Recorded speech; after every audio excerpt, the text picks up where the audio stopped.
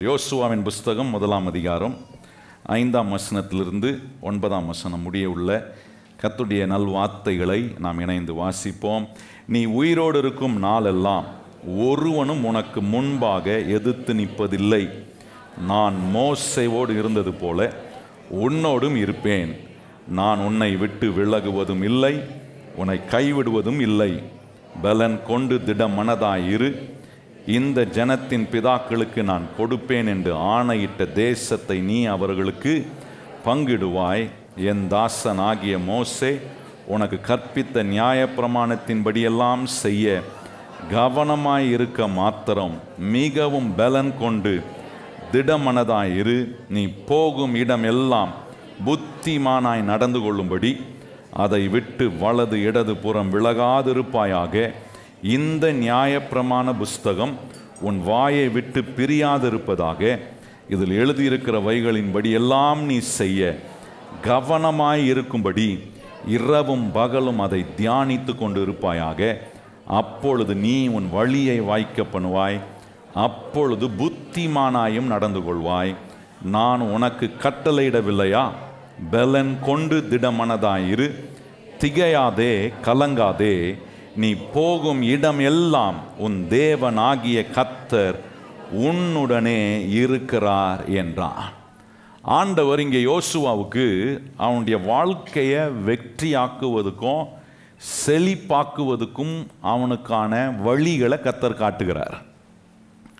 நிறைய நேரம் கிறிஸ்தவ வாழ்க்கையில் நம்ம என்ன நினைக்கிறோன்னா, ஆண்டவர் நம்மளை வெற்றியாக்குறதும் நம்மளை செழிப்படைய வைக்கிறதும் தேவ சித்தம் இல்லை போல அப்படின்னு நம்ம நினைக்கிறோம்.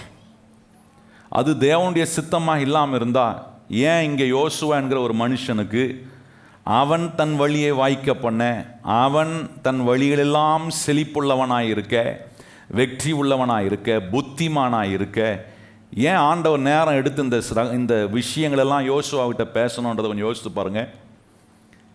இந்த வேதம் நம்முடைய வாழ்க்கையில் நம்ம வெற்றி அடையவும் செழிப்படையவும், செழிப்பென்று சொல்லும்போது அந்த செழிப்பை வெறும் நம்முடைய ஏதோ ஒரு பொருளோட போய் இணைச்சிடக்கூடாது. செழிப்புன்றது வாழ்க்கையின் எல்லா அம்சங்களிலும் உண்டாகிற செழிப்பு. நம்முடைய ஆவி செழிக்கணும், நம்முடைய சரீரம் செழிப்பாக இருக்கணும், நம்முடைய மனம் செழிப்பாக இருக்கணும், நம்முடைய இருதயத்தின் எண்ணங்கள் செழிப்பாக இருக்கணும். இதெல்லாம் ரொம்ப அவசியம் பாருங்கள். வெறும் பணத்தை மாத்திரம் மையமாக வச்சிடக்கூடாது. எல்லா வகையான செழிப்பை ஆண்டவர் இங்கே நமக்கு சொல்லுகிறது தான் நம்ம கவனிக்கிறோம். இப்போ இந்த வேத வசனங்களை தியானிக்கிறது எவ்வளோ அவசியன்றதை நீங்கள் கொஞ்சம் யோசிக்கணுன்றதுக்காக தான் இதெல்லாம் சொல்கிறேன். இந்த வசனத்தின் மேலே நமக்கு ஒரு பிரியம் உண்டாகணும். இந்த வசனத்தை இது என்ன தான் சொல்லியிருக்கு, என்னை பற்றி, என் வெற்றியை பற்றி என்ன தான் சொல்லியிருக்கு, நான் நல்லா ஆவதுக்கு என்ன தான் ஆண்டவர் சொல்லி வச்சுருக்காரு, அப்படிப்பட்ட ஒரு தூண்டுதலை நான் நம்புகிறேன். ஒவ்வொரு ஞாயிற்றுக்கிழமையும் இங்கே வந்து கர்த்தருடைய வார்த்தையை கேட்கும்போது உங்களுக்குள்ள கர்த்தர் உண்டாக்குவார் என்று நான் விசுவாசிக்கிறேன். ஏன்னா இது வெற்றியை கொடுக்குற புஸ்தகம் பாருங்கள். இந்த புஸ்தகத்தை வாசிக்கிற ஒரு மனுஷனை கர்த்தர் கீழே இருக்க விட மாட்டார், அவனை மேலோங்கி வர கர்த்தர் உதவி செய்வார். எத்தனை பேர் கை உயர்த்தி ஆமேன்னு சொல்கிறீங்க? இந்த புஸ்தகத்தை இரவும் பகலும் தியானிக்கிறவன், இந்த வார்த்தைகளை தன் வாழ்க்கையில் கச்சிதமாக கை கொள்ளணும்னு நினைக்கிற ஒருத்தனை கர்த்தர் வாளாக்காமல் கண்டிப்பாக அவனை என்ன வாக்குவார்? தலையாக்குவார். அவனை எல்லா ஜாதிகளுக்கு மேலாக அவனை உயர்த்தி வைப்பார். பூமியில் உள்ள சகல ஜாதிகளிலும் நீ மேன்மையாக இருப்பாயின்னு சொல்லியிருக்கு பாருங்க. யாருக்குன்னா, இந்த புஸ்தகம் வாயை விட்டு பிரியாமல் இரவும் பகலும் இதை தியானித்து இதில் சொல்லியிருக்கிறதெல்லாம் செய்ய கவனமாக இருக்கிற ஒரு மனுஷனுக்கு கண்டிப்பாக இப்படிப்பட்ட உயர்வுகள்லாம் வரும் என்று காட்டுகிற ஒரு அற்புதமான தேவனுடைய வார்த்தை அடங்கிய வாக்கு தத்தங்கள் அடங்கிய நம்மோடு பேசக்கூடிய கடவுளுடைய வார்த்தையாக இருக்குது. இதில் கவனித்து பார்த்தீங்கன்னா, இந்த வசனத்தை வாசிக்கும் போதெல்லாம் ஒரு காரியத்தை கர்த்தர் நமக்கு புலன்படும்படி செய்கிறார். அது என்ன புலன்படும்படி செய்கிறாருன்னா, இந்த வசனத்தை வாசிக்கிற ஒவ்வொரு மனுஷனுக்கும் இந்த வசனத்தினால் கர்த்தர் சொப்பனங்களை கொடுக்குறார், தரிசனங்களை கொடுக்குறாரு, நிறைய காட்சிகளை, படங்களை காட்டுறாரு. உதாரணத்துக்கு சொல்கிறேன் பாருங்கள். ஏசாயாவில் ஒரு வசனம் வாசிக்கிறீங்க. ஆண்டவர் சொல்கிறாரு, நான் உன் வலது கையை பிடித்து நான் உனக்கு துணை நிற்கிறேன் என்று சொல்லுகிறது. உடனே ஒரு பிக்சர் வருதா மைண்டில்? கண்ணு முன்னாடி ஒரு பிக்சர் வருதா? என்ன பிக்சர் வருது? கர்த்தர் என் வலது கையை பிடிக்கிறாரு, யாரும் இல்லைன்னா என்ன, கர்த்தர் எனக்கு துணை நிற்கிறார். ஒரு பிக்சர் வருது பார்த்தீங்களா? இன்னும் அற்புதமான பிக்சர் வரணும்னா தாவீது சொல்றாரு பாருங்க, கர்த்தர் என் மெய்ப்பராய் இருக்கிறார் அப்படின்னோடனே நமக்கு ஒரு நம்பிக்கை வருது. ஓஹோ, நான் தனி ஆள் இல்லை, என்னை மேய்க்கிறதுக்கு ஒருத்தர் இருக்கிறாரு, என்னை புல்லுள்ள இடங்களில் கொண்டு போய் அமர்ந்த தண்ணீரண்டை விடுகிற ஒரு அற்புதமான இந்த வசனங்கள் எல்லாம் மனதுக்குள் இருதயத்துக்குள்ள அற்புதமான காட்சிகளாய் உங்களுக்கு காட்டும். உங்களை கர்த்தர் எவ்விதமாக்க போகிறார், என்ன செய்ய போகிறார், எந்த விதத்தில் உங்கள் வாழ்க்கையை அலங்கரிக்க கர்த்தர் விரும்புகிறார் என்பதை இந்த வசனங்கள் அப்படியே நமக்கு படம் போட்டு காட்டுது. என் வாழ்க்கையை அப்படியே படம் பிடித்து காட்டுகிறது. நாளைக்கு நான் எப்படி இருப்பேன், இன்னைக்கு நான் எப்படி இருக்கிறேன், என்னுடைய வாழ்க்கை விதமான மாற்றங்களுக்குள்ள வரணும். நான் கீழே இருக்கிறேன்னா நான் மேலே வர்றதுக்கு என்ன கர்த்தர் சொல்றாரு, தோல்வியில் இருக்கிறேன்னா வெற்றி அடைவதற்கு என்ன சொல்றார், சமாதானம் இல்லாமல் இருக்கிறேன்னா சமாதானம் வருவதற்கு என்ன செய்யணும். எந்த மனுஷனும் இந்த வசனத்தை நான் வாசித்தேன், இந்த வசனத்தை நான் கொஞ்சம் விளங்கி கொள்ள நான் கொஞ்சம் பிரயாசப்பட்டேன், தேவ பிரசங்கம் தேவனுடைய வார்த்தை பிரசங்கிக்கப்படுகிற இடத்துல வந்து உட்கார்ந்து கேட்டேன், எனக்கு ஒன்றுமே தெரியல, ஒன்றுமே புலன்படலை அப்படின்னு சொல்கிற நிலை கண்டிப்பாக இருக்காது. இதை மறுபடியும் மறுபடியும் கேட்க கேட்க தியானிக்க தியானிக்க உங்கள் வாழ்க்கை உங்களுக்கு புலன்படும், உங்களுடைய எதிர்காலம் உங்களுக்கு புலன்படும், நீங்கள் செய்ய வேண்டியதை கர்த்தர் உங்களுக்கு அறிவிப்பார். அப்படிப்பட்ட காரியங்களை தேவன் எத்தனையோ மனிதர்களுக்கு சொல்லியிருக்கிறாரே. ஆபிரகாமுடைய கதையெல்லாம் படைக்கும் போது நம்ம வெறும் ஆபிரகாமா பார்த்துடக்கூடாது. ஆபிரகாம் கதையில் கொண்டு போய் என்ன வச்சு நான் தான் அந்த ஆபிரகாமன்னு பார்க்கணும். அதுக்கு தான் இந்த ஆபிரகாமுடைய கதையெல்லாம் ஆண்டவர் இந்த பரிசுத்தம் உள்ள வேத புஸ்தகத்தில் பதிய பண்ணியிருக்கிறது. காரணம் என்ன, ஒவ்வொரு முறையும் என்ன போய் நான் ஆபிரகாமா பார்க்கணும், யாக்கோபை பார்க்கும் போதெல்லாம் யாக்கோபாக என்ன பார்க்கணும். ஒருவேளை உன்னுடைய வாழ்க்கையில் அநேக லாபான்கள் எழும்பி இருக்கலாம், உன்னுடைய தொழிலில், உன்னுடைய குடும்பத்தில், உன்னுடைய சமுதாய காரியங்களில் பல லாபான்கள் எழும்பலாம். நான் சொல்லுகிறேன், எத்தனை ஆயிரக்கணக்கான லாபான்கள் எழும்பினாலும் என்ன மேற்கொள்ள முடியாது. காரணம், இந்த வசனத்தின்படி செய்ய நான் கவனமாக இருக்கிறதுனால கர்த்தர் என்ன வெற்றி அடைய வைப்பார், என்னை செழிப்பாக்குவார், என்னை முன்னேற்றமான நிலைக்கு கொண்டு வருவார். எத்தனை சவால்களை நான் எதிர்கொள்ள வேண்டியதாக இருந்தாலும் எனக்கு ஒரு நம்பிக்கை வரும், அத்தனை சவால்களிலும் கர்த்தர் என்னை தாண்டி வர எனக்கு அவர் உதவி செய்ய கூடிய தேவனாய் இருக்கிறார். இந்த நம்பிக்கையெல்லாம் பாருங்க, உலகத்தில் போனால் எங்கேயுமே கிடைக்காது. இந்த வசனத்தை நீங்கள் வாசிக்கும் போது இப்படிப்பட்ட நம்பிக்கை வரும். வாழ முடியும், கர்த்தர் நம்மளை வாழ வைப்பார், வாழ்வதற்கான எல்லா வழியும் அடப்பட்டிருக்கலாம். என்ன பண்ண போறேன், என்ன ஆக போகுது, நாளைக்கு என்ன நடக்க போகுது தெரியலையே. நான் சொல்றேன், இந்த வசனத்தை நீங்க தியானிச்சீங்கன்னா நாளைக்கான வழியை கர்த்தர் அவர் திறக்க வல்லவராய் இருக்கிறார். ஏன்னா வேதம் சொல்லுகிறது, அன்றன்றைக்கான ஆகாரத்தை அவர் கொடுக்க முடியும்னா நாளைக்கு நீங்க சந்திக்க போகிற தடையில எனக்கு ஒரு வழியை திறக்க கர்த்தரால முடியும். எத்தனை பேர் விசுவாசிக்கிறீங்க? ஏன் முடியும்னா, இந்த வசனத்தை நான் தியானிக்கிறேன், அவர் சொல்ற வார்த்தையை நம்புறேன். என்ன வெற்றி அடைவதற்கு நான் என்ன செய்யணும்னு சொல்றாரோ அதை செய்வதில் என் கண்ணை கொண்டு போய் வைக்கிறேன், என் மனதை கொண்டு போய் அதை ஃபிக்ஸ் பண்றேன், இருதயத்தை அந்த காரியத்தில் ஃபிக்ஸ் பண்றேன். ஆபிரகாம் அப்படி ஃபிக்ஸ் பண்ணா, யாக்கோபு அப்படி ஃபிக்ஸ் பண்ணா. ஃபிக்ஸ் பண்ணதினால கர்த்தர் ஆபிரகாமையும் யாக்கோபையும் அதே ஊர்ல எந்த இடத்துல அவர்கள் வெக்கப்பட்டார்களோ அதே இடத்துல கர்த்தர் அவர்களை பழுகவும் பெருகவும் மேன்மை அடையவும் உயரவும் தலை நிமிர்ந்து நிற்கவும் கர்த்தர் காரியங்களை செய்தார். அதே தேவன் இன்றைக்கு நம்மோடு கூட இருக்கிறார். நம்மையும் அதே இடத்துல தலை நிமிர செய்வார், நம்மளை உயர்ந்து வர செய்வார். அடைப்பட்ட இடத்துல எனக்கான ஒரு புதிய வாசல்களை திறந்து நன்மையாக எல்லாவற்றையும் முடிவடைய செய்ய கர்த்தர் வல்லவராய் இருக்கிறார். எத்தனை பேர் கை உயர்த்தி சொல்ல முடியும், நன்மையாக எனக்கு எல்லாவற்றையும் முடிக்க கர்த்தர் வல்லவராய் இருக்கிறார். இவ்வளவு அருமையான காரியங்கள் எல்லாம் தான் இந்த வசனம் சொப்பனங்களாக, காட்சிகளாக, படங்களாக இந்த வசனத்தை வாசிக்கும் போதெல்லாம் நம்முடைய மனதுக்குள்ளும் இருதயத்துக்குள்ளும் உண்டாகுது. போன வாரம் உங்களுக்கு காண்பித்தேன் எப்படி இந்த வசனம் காட்டுகிற தரிசனங்கள், சொப்பனங்கள், படங்கள் நாளை நம்ம ஆவிக்குரிய விதத்தில் கருதரிக்க வேண்டும் என்பதை குறித்து உங்களோட நான் பேசினேன். த ஸ்பிரிச்சுவல் பிரெக்னன்சி ரொம்ப இம்பார்ட்டன்ட். வரேன், ஆண்டோடைய வார்த்தை கேட்குறேன், ஒன்றும் கருதரிக்கல, அப்படி இருக்கக்கூடாது. ஸ்பிரிச்சுவல் பிரெக்னன்சி உண்டாகணும். அதுதான் மல்டிப்ளிகேஷன், அதுதான் வளர்ச்சி, அதுதான் மாற்றங்கள், அதுக்குண்டான அறிகுறி. இன்னைக்கு இன்னொரு காரியத்தை உங்களுக்கு நான் காண்பிக்க விரும்புகிறேன். தேவன் இந்த வசனத்தை உபயோகப்படுத்தி நமக்கு உண்டாக்குற சொப்பனங்கள், தரிசனங்கள், சில பிக்சர்ஸ், படங்களை நம்ம காட்டுறார் பாருங்க. இதை எப்படி நம்முடைய வாழ்க்கையில் நிறைவேற்றிக் கொள்வதற்கு ஆண்டவர் நாம் உபயோகப்படுத்த வேண்டிய சில திறவுகோள்களை கர்த்தர் நமக்கு காட்டுகிறார். இதை எப்படி இந்த தரிசனங்களையும் சொப்பனங்களையும் என் வாழ்க்கையில நிறைவேற்றி கொள்ள ஆண்டவர் என்ன திறவுகோள்களை வச்சிருக்கிறாரு, அதை தான் நம்ம இந்த திறவுகோள்கள்லாம் நான் என் வாழ்க்கையில இந்த வசனத்தினால உண்டாகிற தரிசனங்கள் சொப்பனங்களுக்கு ஏதுவா இந்த திறவுகோள்களை உபயோகப்படுத்தினா நிச்சயமா நிறைவேறும். ஆகவே இன்னைக்கு ஒரு சில திறவுகோள்களை நான் உங்களோட பேச விரும்புகிறேன். அதில் முதலாவது ஒன்று, ஆண்டவர் சொல்றாரு, கர்த்தர் உங்களுக்கு இந்த வசனத்தினால, நல்லா கவனிங்க, உங்களுக்கு சுயமா தோன்ற தரிசனத்தை நான் பேசலை, உங்களுக்கு சுயமா தோன்ற சொப்பனத்தை நான் பேசல.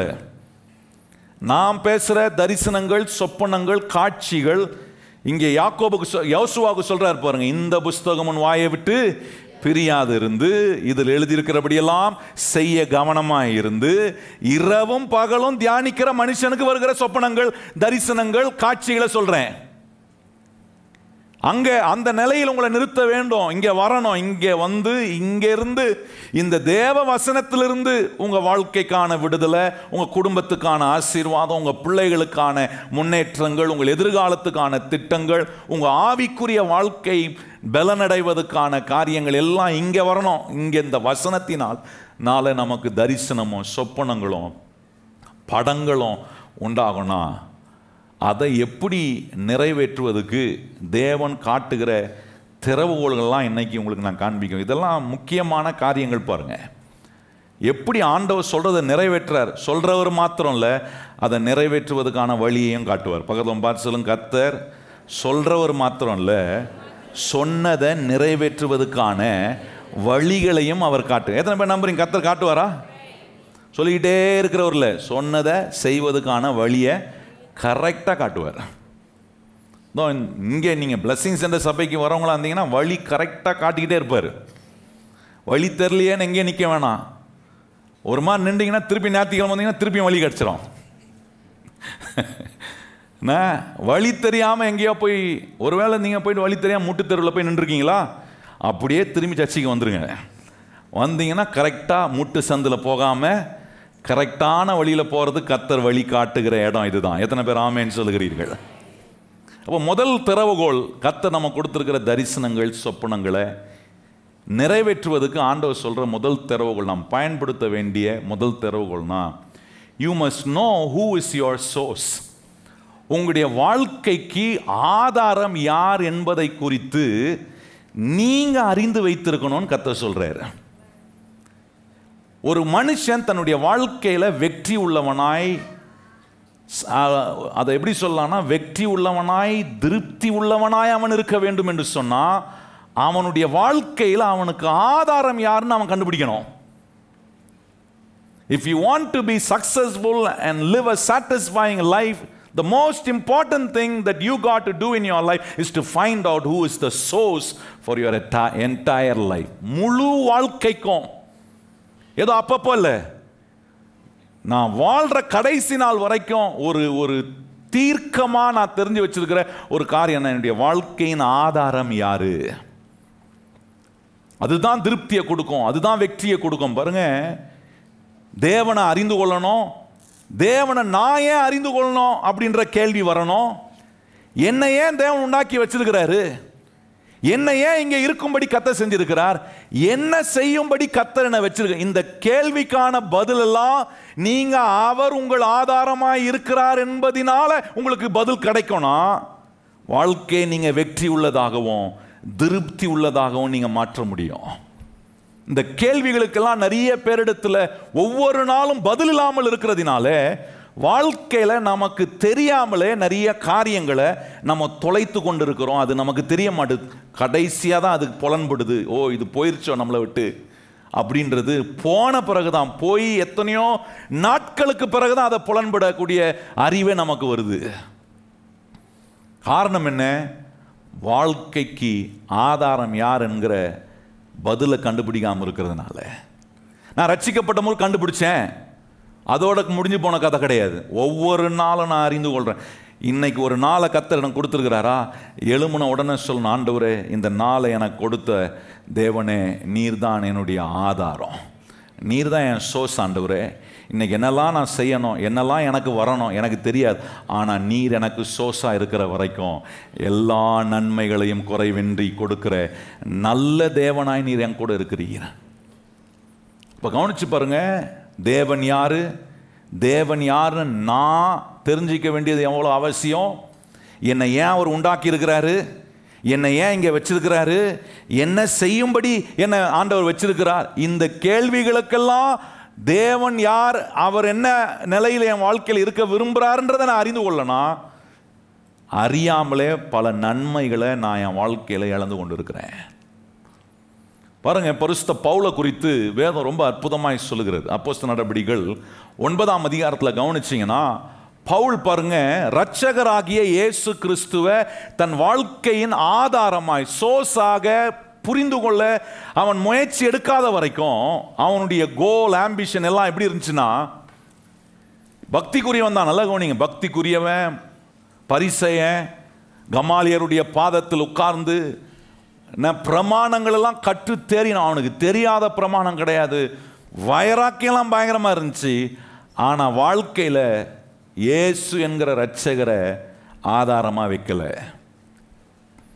அதனால் என்ன செஞ்சான் பாருங்க, 9ஆம் அதிகாரத்திலேருந்து நீங்கள் வாசித்தீங்கன்னா, எங்கெல்லாம் இயேசு கிறிஸ்துவை ஜனங்க ஆராதிச்சாங்களோ அங்கெல்லாம் தேடி தேடி போய் அவர்களை பிடித்து அடித்து துன்புறுத்தி அவர்களை தூக்கி சிறைச்சாலைக்குள்ளே போடுறான். பவுல் இதை, சவுலா இருக்கிற பவுல் இதை செய்த போது என்ன நினைச்சானா, அவனுடைய மனதுக்குள்ள கடவுளுக்கு அவன் செய்கிற பெரிய புண்ணியமான சேவை என்று நினைத்தான். இப்படி இயேசு கிறிஸ்துவை ஆராதிக்கிறவர்களை நான் துன்புறுத்தினால் கடவுளுக்கு நான் செய்கிற ஒரு சேவை என்று நினைத்தான். ஆனால் அவனுக்கு என்ன தெரியல, கடவுள் அனுப்பின தேவ குமாரன் தான் உலகத்தில் இருக்கிற ஒவ்வொரு மனுஷனையும் ரட்சிக்க முடியும், பாவத்திலிருந்து விடுதலை ஆக்க முடியும், நம்பிக்கையை உண்டாக்க முடியும், வாழ்வை அளிக்க முடியும், வாழ்வுக்கான அர்த்தத்தை உண்டாக்க முடியும். இந்த இரட்சகரை, இந்த உலக இரட்சகரை பவுல் அறியாத வரைக்கும் தன்னுடைய பலன், தன்னுடைய அறிவு, தன்னுடைய பக்தி வைராக்கியத்தெல்லாம் முரட்டுத்தனமா அர்த்தமற்ற காரியங்களுக்கு கொண்டு போய் விட்டான். இப்போ நமக்கு ஒரு கேள்வி வரலாம், பக்தி உள்ளவனாக இருந்திருக்கிறான், பழைய ஏற்பாட்டில் எல்லா விஷயமும் தெரிஞ்சு வச்சிருக்கு, பிரமாணம் தெரிஞ்சு வச்சிருக்கான், பரிசேயனாக இருந்திருக்கிறான், இப்படி இருக்கிறவன் கடவுளை ஆதாரமாக, கடவுள் யாருன்னு அறிந்து கொள்ளாம அவரை ஆதாரமாக வைக்காம இருக்க முடியுமா? இருக்க முடிஞ்சிருக்க.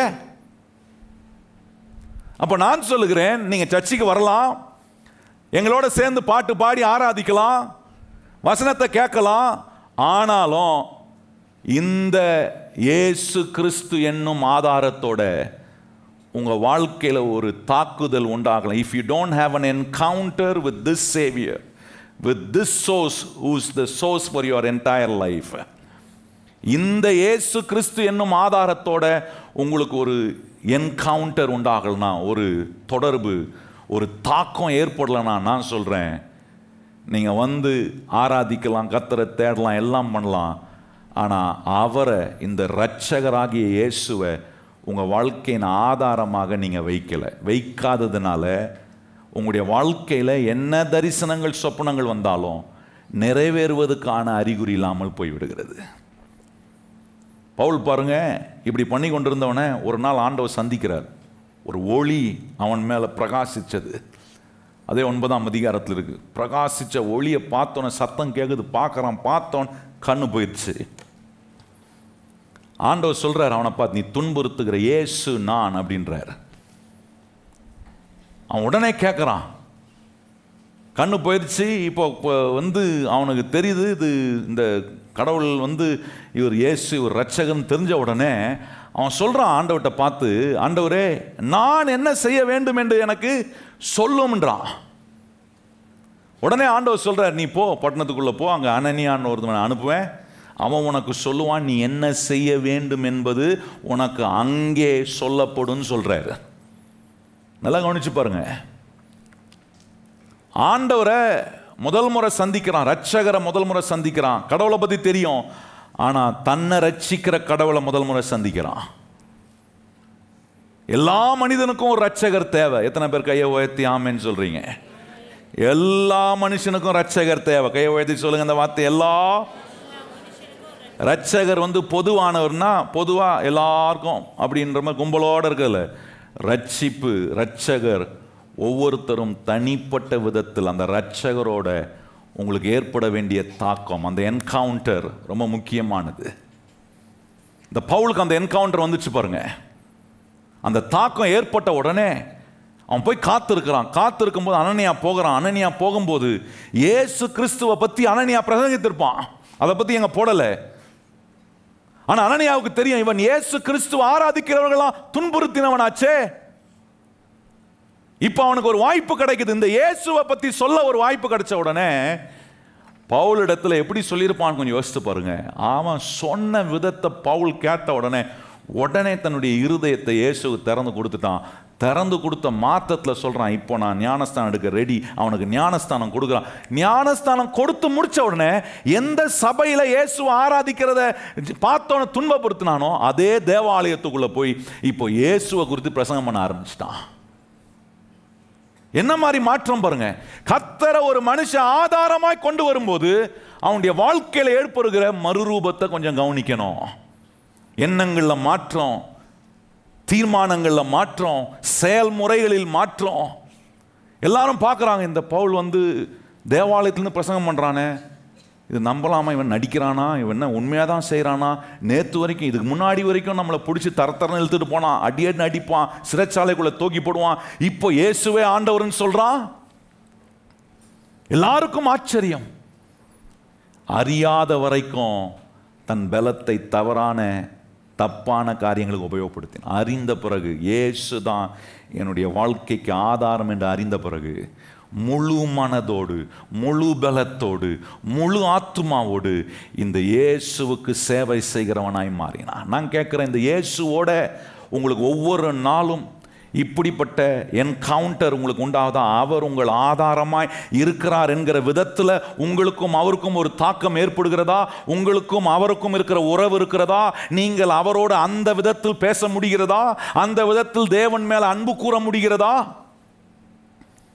அப்படின்னா நான் சொல்லுவேன், கர்த்தருடைய பிள்ளைகளே, அவர் உங்களுக்கு ஆதாரமாக இருக்கிற வரைக்கும் ஒரு நன்மையும் உங்களுக்கு குறைபடாது. கையை உயர்த்தி சொல்லுங்க, இயேசு என் ஆதாரமாக இருக்கிற வரைக்கும் ஒரு நன்மையும் எனக்கு.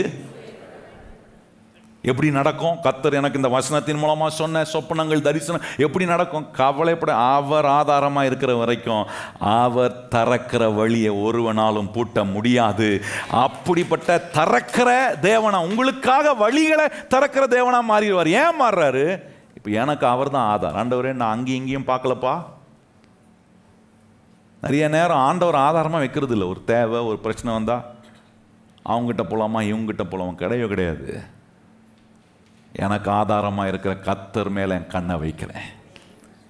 எங்கேயும் திரும்பலை. என் கண்ணை நேராக அவருக்கு நேராக திருப்புறேன். என் சத்தத்தை அவருக்கு நேராக எழுப்புறேன். ஏன்னா என் உள்ளம் சொல்லுது, உனக்கு ஆதாரமே அவர் தான். இந்த வசனம் எனக்கு காட்டுது, இந்த தரிசனங்கள்லாம் நிறைவேறணுமா? ஆண்டவர் சொல்லியிருக்கிற வாக்கு தத்தங்கள் நடப்பதுக்கு சாத்தியமே இல்லாத ஒரு சூழ்நிலையை போல உங்கள் வாழ்க்கையில் இருக்கலாம். இன்னைக்கு எல்லாமே எதிராக இருக்கலாம், இன்னைக்கு எல்லாமே அகைன்ஸ்டாக இருக்கலாம். ஆனால் ஆண்டவர் சொல்கிறதுக்கும் இன்னைக்கு உங்கள் வாழ்க்கைக்கு சம்பந்தமே இல்லாமல் இருக்கலாம். ஆனால் நான் சொல்கிறேன், கர்த்தருடைய பிள்ளைகளே, அவரை உங்கள் ஆதாரமாக வைப்பீங்கன்னா சம்பந்தமே இல்லாத நம்முடைய வாழ்க்கையை ஆண்டவர் உருவாக்கி அவருடைய தரிசனத்துக்கு நேராக, திட்டத்துக்கு நேராக நம்மளை அப்படியே சம்பந்தப்படுத்தி கொண்டு நம்மளை உருவாக்குற அற்புதமான கர்த்தர் எனக்கு ஆதாரமாய் இருக்கிறார். எத்தனை பேர் கையை உயர்த்தி ஆமேன்னு சொல்லுகிறீர்கள்? அப்படி தான் இது வரைக்கும் மாற்றிருக்கிறாரு. என்ன நம்மளெல்லாம் இவ்வளோ மாற்றிருக்கிறாரா? என்ன நம்மளை இருக்கிற மாதிரியே விட்டுருந்தாருன்னா எங்கெங்கெல்லாம் போய் சிக்கியிருப்போம், எங்கெங்கெல்லாம் போய் என்னென்னமோ ஆயிருக்கும். ஆனால் அப்படி விடாமல் வழி தப்பி போன ஒரு ஆடுகளை போல நம்ம இல்லாமல், வழி இதுவே, இதில் நடன்னு சொல்கிற சத்தம் எனக்கு கேட்டுக்கிட்டே இருக்கே.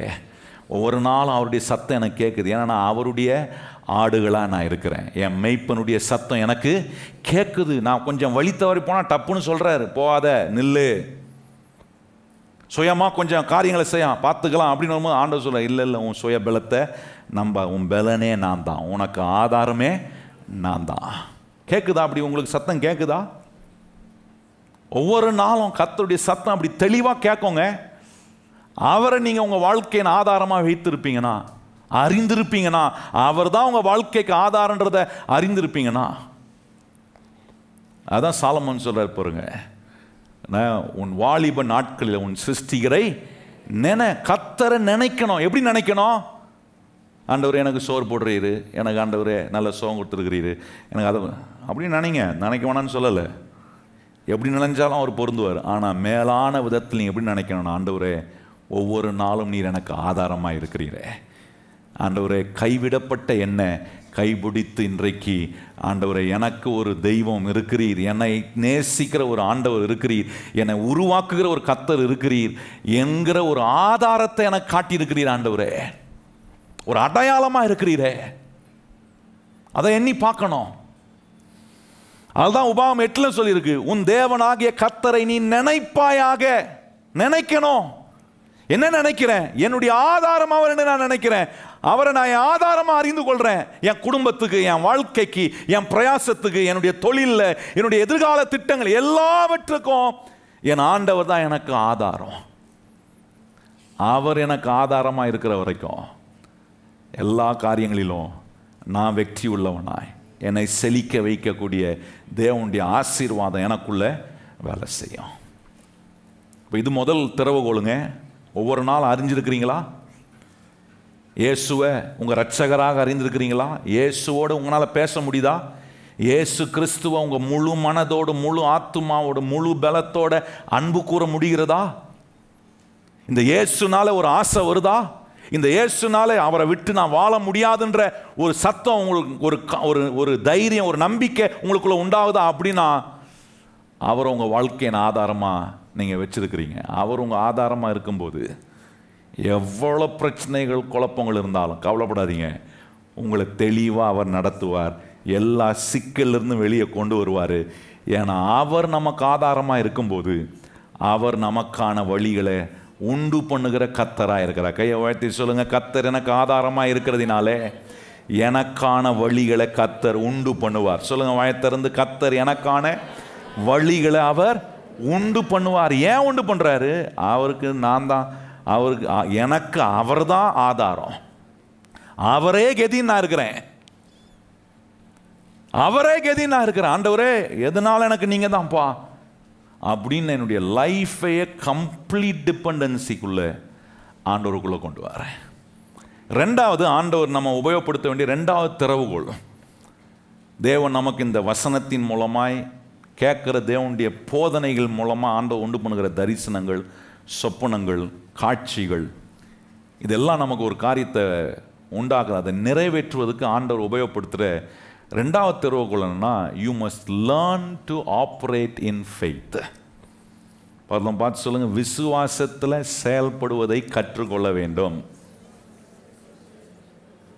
என்னங்க இவ்வளோ பரிதாபமாக சொல்கிறீங்க? நல்லா சொல்லுங்க, பக்கத்தில் பார்த்து, விசுவாசத்தை செயல்படுத்துவதை. கிறிஸ்தவ வாழ்க்கை விசுவாசமான வாழ்க்கை தெரியுமா உங்களுக்கு? விசுவாசம் இல்லாமல் ஒன்றுமே நடக்காது. விசுவாசம் இல்லாமல் தேவனை பிரியப்படுத்துவது, விசுவாசம் இல்லைன்னா ஒன்றும் கிடைக்காது. எதையாகியும் பெற்றுக்கொள்ளான்னு நினையாதரு அப்படின்றார். விசுவாசம் இல்லையா? இருமனம் உள்ளவனா இருக்கிறியா? வழியில் நிலையற்றவனா இருக்கியா? விசுவாசம் இருக்கிறவன் நிலையற்றவனா இருப்பான், நிலை உள்ளவனா இருப்பான், நிலையற்றவனா இருக்க மாட்டான். அவனுக்கு தெரியும் எது வேணும், எப்படி வரும், அது வர வரைக்கும் நான் விசுவாசத்தில் காத்திருப்பேன். கர்த்தர் சொன்னதை எவ்வளோ தாமதமானாலும் அதை நிறைவேற்ற அவர் உண்மை உள்ளவராய் இருக்கிறார் என்று நம்பிக்கை, முழு நம்பிக்கையோட அவர் மேலே நான் என் நம்பிக்கையை வைக்கிறேன். அப்போ ரெண்டாவது திறவுகோள் ஆண்டவர் சொல்கிறார், நம்ம வாழ்க்கையில் தேவன் நமக்கு என்னெல்லாம் செய்யணுமோ, எதெல்லாம் ஆண்டவர் காட்டுறார் இந்த வசனத்தின் மூலம் உங்கள் வாழ்க்கையை குறித்து, அதெல்லாம் நிறைவேறுவதற்கு ஆண்டவர் உபயோகப்படுத்த ரெண்டாவது திறவுகோள் சொல்கிறாரு, விசுவாசத்தில் செயல்படுவதை கற்றுக்கொள்ளணும். விசுவாசம்னா நம்ம அநேக நேரம் பாருங்கள், எதை பார்க்குறோமோ அதை தான் விசுவாசிக்கிறோம். இந்த பார்க்குறதோட நிறுத்திடுறோம். என் கண்ணுக்கு பார்க்குற அந்த அளவோட என் விசுவாசத்தை வச்சுக்க நான் விரும்புகிறேன். ஆனால் இந்த கண்ணுக்கு பார்க்க முடியாத அளவில் பல காரியங்களை கர்த்தர் எனக்காக, என் குடும்பத்துக்காக, என் எதிர்காலத்துக்காக ஆயத்தம் பண்ணியிருக்க. எத்தனை பேர் விசுவாசிக்கிறீங்க? ஆனால் நிறைய நேரம் கிறிஸ்தவ மக்கள் 99% கிறிஸ்தவ மக்கள் கண்ணுக்கு பார்க்குற அளவோட நம்ம விசுவாசத்தை சுருக்கிக்கிறோம். நல்லா கவனிங்க. அதுதான் வேத வசனம் ரொம்ப அற்புதமாக சொல்லியிருக்கிறது. எபிரேயர் 11 முதல் வசனம் சொல்றது, விசுவாசம் நம்பப்படுகிறவையின் உறுதியும். அதோட முடிச்சிருக்கலாமே, விசுவாசம் நம்பப்படுகிறவையின் உறுதின்னு அதோட நிறுத்திருக்கலாம்ல. ஏன் அதுக்கப்புறம் ஒரு வார்த்தையை ஆண்டவர் ஆட் பண்றாரு, விசுவாசம் நம்பப்படுகிறவையின் உறுதியும் காண. என்ன சொல்றாரு? உன் விசுவாசத்தை பார்க்குற அளவோட சுருக்கிக்காத. Do not limit your faith with what you can see. நீங்க எவ்வளவு பார்க்க முடியுமோ அது வரைக்கும் தான் உங்க விசுவாசம் இருக்குன்னு நீங்க உங்களை அளவு போட்டுக்காதீங்க. எப்படி இன்னைக்கு அளவு போடுறோம்? ஒரு வேலை கிடைச்சிருக்கு, ஒரு சம்பாத்தியம் கிடைக்குது, போதும்பா, இன்னும் ஒரு 10 வருஷம் சர்வீஸ் இருக்கு, 10 வருஷத்துல அப்படி இப்படி முன்ன போனாக்கிறோம், கொஞ்சம் அங்கங்கே ஏறி கொஞ்சம் ஏதாவது கொஞ்சம் ரிட்டையர்ட் ஆகும்போது எப்படியோ திக்கு முக்காடி ஒரு வீடை வாங்கிடலாம். எப்படின்னா, நான் பார்க்கறத வச்சு விசுவாசத்தை அளவு போடுறேன். நல்லா கவனிங்க. ஆனால் ஆண்டவர் சொல்றாரு, விசுவாசம் நம்பப்படும் உறுதியும் காணப்படாததை விசுவாசிக்குமே, அதான் விசுவாசம். நீங்க பார்க்கறத வச்சு உங்க விசுவாசத்தை அளவு போடுறதுக்கு விசுவாசமே தேவையில்லை, தெரியுமா உங்களுக்கு? நான் பார்க்கறத வச்சு விசுவாசிக்கிறேன்னா அதுக்கு விசுவாசமே தேவையில்லை, அது சும்மா நீங்க பார்க்கறதே போதும். ஆனால் நான் விசுவாசிக்கிறேன். எப்படி விசுவாசிக்கிறேன்? இன்னைக்கு அதை நான் பார்க்க முடியல, இன்னைக்கு கர்த்தர் எனக்கு கொடுக்குற விடுதலையை நான் பார்க்கல, பல நாட்களாக சில பிரச்சனைகள் நான் போராடி கொண்டு இருக்கிறேன், அதில் விடுதலை வரலை. ஆனால் அந்த விடுதலை வரும்னு கர்த்தர் சொல்கிறார். அந்த விடுதலை எனக்கு வரலை, இன்னும் நான் பார்க்கல. ஆனால் காணலை, காணாதவைகளை கர்த்தர் செய்ய வல்லவராய் இருக்கிறார் என்று நான் கர்த்தருக்குள்ள ஆணித்தரமாக நம்புகிறேன். அதுதான் விசுவாசம். Faith is something you see beyond what you are able to see. நீங்க பார்க்கிறதுக்கு முடியாத அப்பாற்பட்டு இருக்கக்கூடிய காரியத்தின் மேல கர்த்தருடைய வசனம் உங்களுக்கு தரிசனத்தை கொடுக்கும். உங்க வாழ்க்கையை குறித்து, உங்க குடும்பத்தை குறித்து, உங்க தனிப்பட்ட வாழ்க்கையை குறித்து, உங்களை கொண்டு கர்த்தர் செய்ய போகிற காரியங்களை குறித்து ஆண்டவர் காட்டுற இந்த தரிசனங்கள் இருக்கு பாருங்க, ரொம்ப முக்கியமானது. இன்னைக்கு நம்முடைய விசுவாசம் எப்படி இருக்கு? பார்க்கறதோட நிறுத்திக்கிறேன்னா, இந்த பார்க்கறதோட நிறுத்திக்கிற விசுவாசம் இருக்கு பார்த்தீங்களா, இந்த சுருக்கிற விசுவாசம்னு, சுருக்கு பை மாதிரி. அது சுருக்கு பை தெரியுமா? ஊர்லலாம் வச்சுருப்பாங்க, பாட்டி அம்மாங்களாம் சுருக்கு பை வச்சுருப்பாங்க. உள்ளே போட்டு ஒரு சுருக்கு போட்டான்னு வச்சுங்க, ஜென்மத்துக்கு அந்த ஜென்மத்துக்கு அது வெளியே வராது. அந்த சுருக்கை அந்த பாட்டி தான் அந்த சுருக்கு எடுக்கணும். அது மாதிரி நிறைய கிறிஸ்தவ என்ன பண்ணோன்னா, சுருக்கு பை மாதிரி நல்லா சுருக்கி கண்ணுக்கு தெரிய வரைக்கும் இவ்வளோதான் போக முடியும், இவ்வளோதான் படிக்க முடியும், இவ்வளோதான் நம்ம இந்த கம்பெனிக்கு மேலே வேறு கம்பெனிக்கு போகக்கூடாது, இருக்கிறத வச்சே போதும் என்கிற மனது தேவ பக்திக்கு இப்போ தான் வரும். வசனம்லாம் நிறைய பயங்கரமாக வரும். அது என்ன, சுருக்கு பை நல்லா சுருக்கிட்டு அதுக்குள்ளேயே ஓட்டுறது. இல்லை, நீங்கள் பார்க்குறதுலையே உங்கள் விசுவாசத்தை நீங்கள் சுருக்கிட்டீங்க. விசுவாசத்தை என்லார்ஜ் பண்ணல. விசுவாசம் காணக்கூடாதவைகள் மேல் வைக்கிற நம்பிக்கை.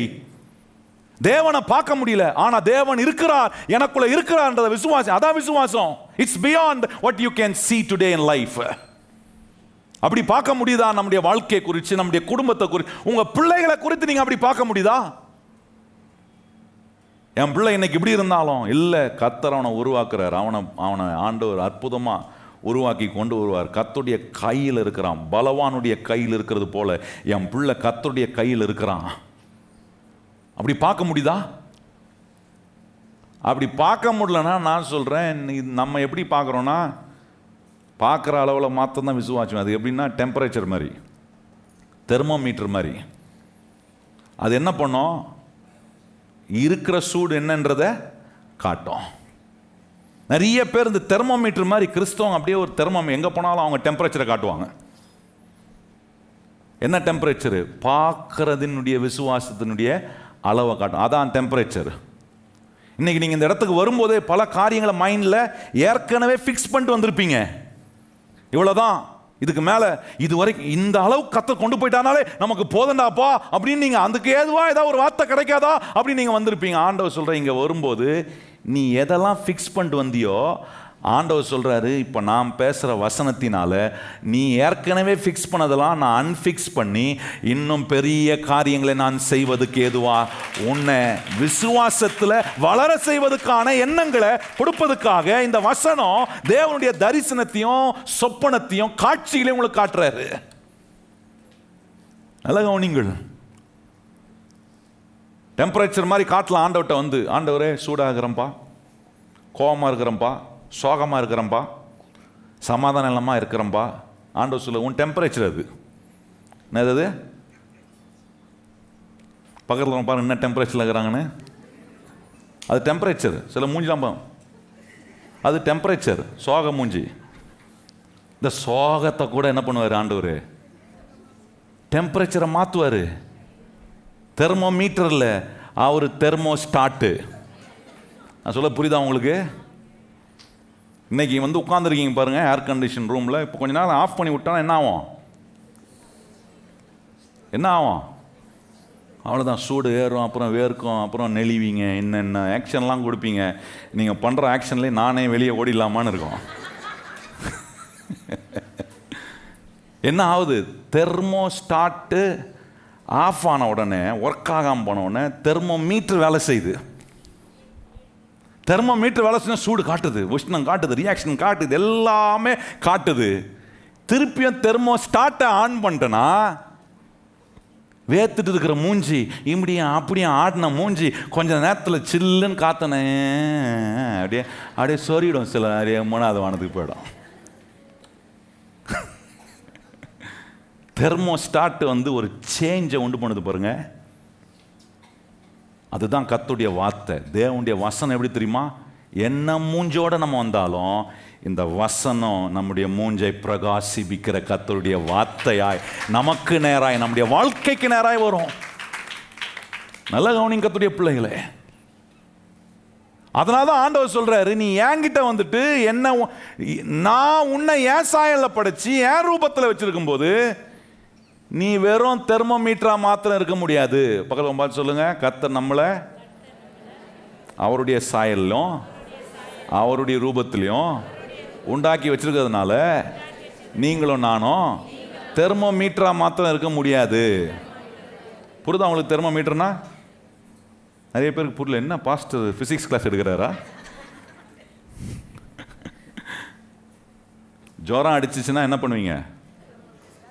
வாயில ஒன்று வைப்பீங்க தெரியுமா? சூடு பார்க்குறதுக்கு. என்ன வாயில் நாக்கு கீழே வச்சு எவ்வளோ டெம்பரேச்சர்னு பார்க்குறோம் பாருங்க. அதான் தெர்மோமீட்ரு. அது சூடை காட்டுது. நான் தெர்மோமீட்டராக என் சூடை காட்டுறதுக்காக மாத்திரம் இருக்கலாம். அப்படி கெட்டவனாக இருந்திருக்கலாம், கோபக்காரனாக இருந்திருக்கலாம், எல்லா குறைகளும் இருந்திருக்கும். அது நம்ம டெம்பரேச்சர், நம்முடைய தெர்மோமீட்டர் காட்டுது. ஆனால் அந்த வசனம் உள்ளே போக தெர்மோஸ்டாட் வேலை செய்து அது மிஷின் ஓடுது. உள்ள வசனம் அப்படியே உச்சன் தலையிலிருந்து உள்ளங்கால் நரம்பு தசைகள் எலும்பு சிந்தனைக்குள்ள இருதயத்துக்குள்ள ரத்தத்துக்குள்ள பாய்ந்து ஓடி அப்படியே மாற்றத்தை உண்டு பண்ணுது, மாற்றுது. கேட்க கேட்க கொஞ்சம் கோவப்பட்டவர் கொஞ்சம் கோவத்தை குறைக்கிறாரு, கொஞ்சம் சுபாவம் மாற்றந்தவர் இப்போ மாற்றத்துக்குள்ள வரார், நல்ல பேச்சு வருது, செயல்கள். ஏன்னா இப்போ தெர்மோஸ்டாட் மாதிரி ஆண்டோடைய வசனம் உள்ளே போய் விசுவாசத்துக்கு உண்டான ஒரு என்லார்ஜ்மெண்ட்டை உண்டாக்கும் போது காட்டுது, நான் இப்படி இருக்கக்கூடாது, நான் கர்த்தர் என்னை உண்டாக்கின சாயல்லையும் உண்டாக்கின ரூபத்தில் நான் இருப்பதுக்கு ஏதுவான விசுவாசத்தை நான் காட்டணும். மனுஷன் ஆண்டவர் அப்படிதான் படைச்சாரு பாருங்க. மனுஷனை ஏன் அவருடைய சாயல்ல படைச்சாரு? ஏன்னா அவர் பேசுறதெல்லாம் நான் புரிஞ்சுக்கணும். மனுஷனை கேட்டா மனுஷன் என்ன சொல்றான் தெரியுமா? இன்னைக்கு என்ன யார் புரிஞ்சுக்கிறான்? என் வீட்டில் இருக்கிற நாய் புரிஞ்சுக்கிற அளவுக்குறோம். என்ன சொல்றது? சிலர் நான் யார்கிட்டையும் பேசுறதுல என் நாய் உண்டு, நான் உண்டு. நான் கொஞ்சம் போய் என் நாய்கிட்ட உட்காந்தேன்னா என் நாய் ஆறுதலாம் அது ஒரு சவுண்டு கொடுக்கும். அது சவுண்டு கொடுக்குதுன்னா அது தாங்க முடியல, நீங்கள் போடுற அருவையை தாங்க முடியாமல் அது அழுகிறதுக்கு வழி இல்லாமல்.